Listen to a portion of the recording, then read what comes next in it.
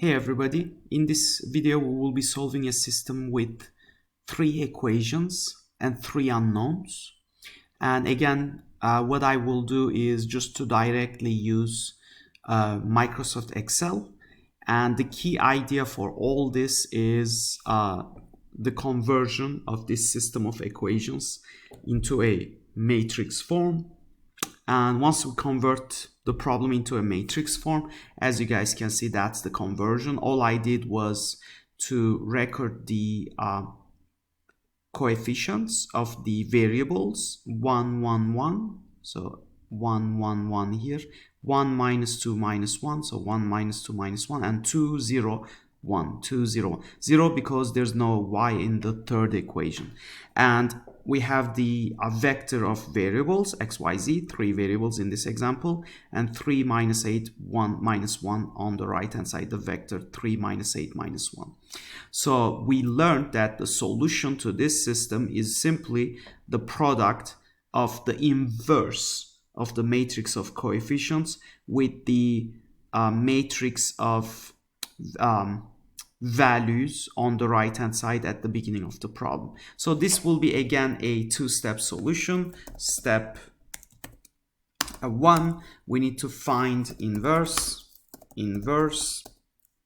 Our given matrix is 1, 1, 1, 1 minus 2, 1, minus 1 I should say, and 2, 0, 1.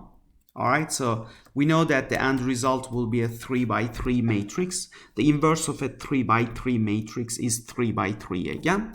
So all I do is we go to formulas, math, we find the letter M, and there you go. So we have matrix inverse. All I want is just to take the inverse of this matrix, and boom.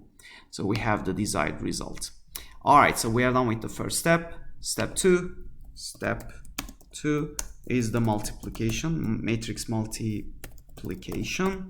All right, so we want to multiply basically this inverse matrix that we have just found. By the way, we can even name it, right? So, but okay, I won't bother naming it.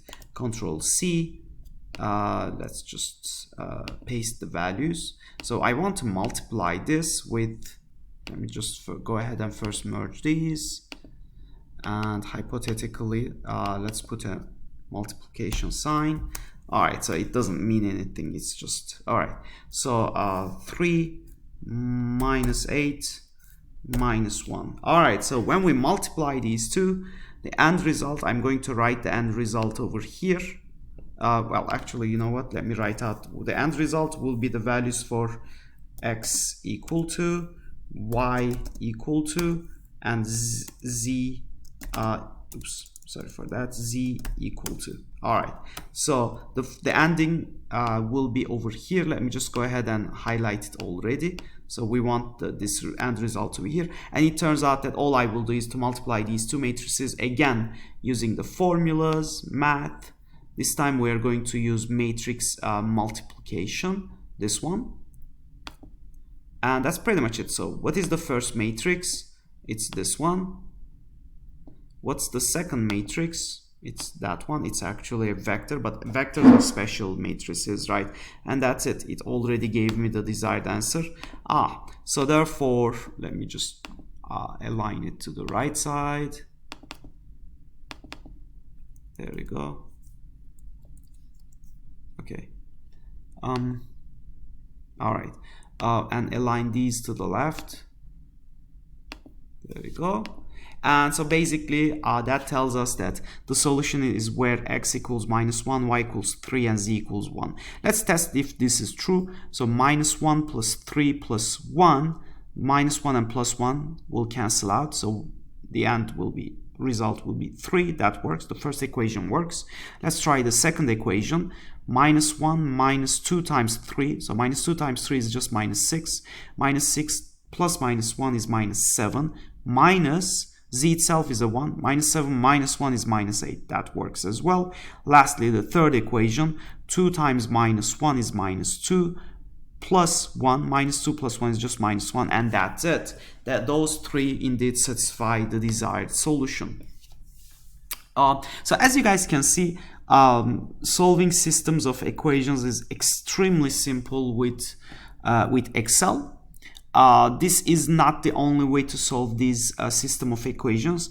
I will have in another video an alternative way to solve this system of equations using something called determinants, the determinant of a matrix. All right, but as it turns out, this topic of linear algebra has huge implications in pretty much every area, every discipline, including not only social sciences, business majors, finance, business analytics, engineering, applied and pure sciences.